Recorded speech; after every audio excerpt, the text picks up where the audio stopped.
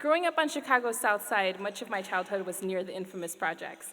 I was a bright student and a great test taker, which got me admitted into some of the city's best public schools. After high school, I enrolled at the University of Michigan, and I was excited to live the traditional college experience, but I quickly and unexpectedly got lost in the sea of students and the cavernous lecture halls.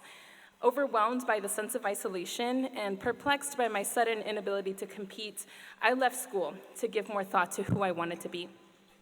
I traveled, living in many places. I married a great guy, and I eventually became a mother.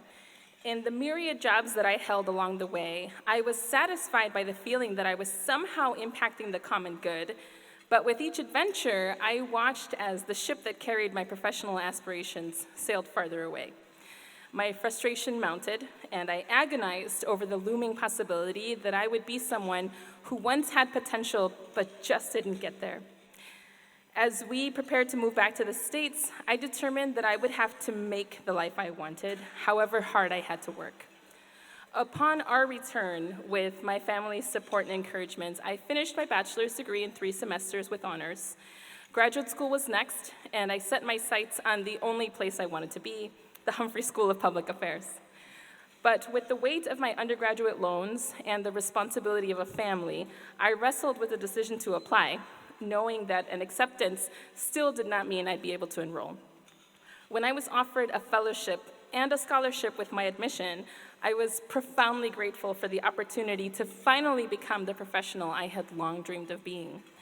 At Humphrey, I was trained by world-class thinkers who treated me like a peer despite the difference in the number of letters that followed our names.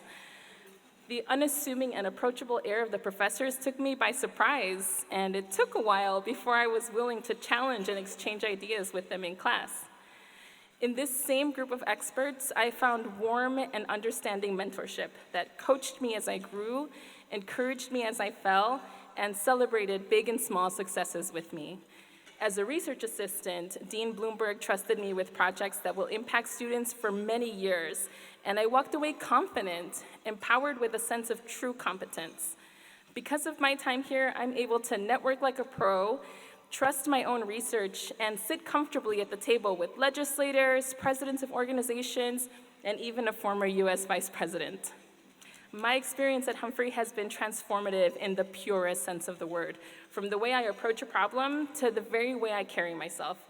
I grew wings here.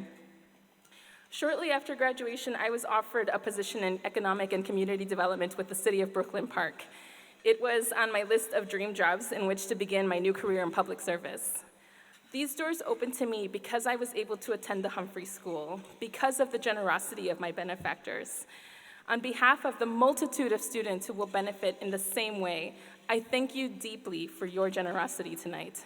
I thank you all for giving us wings.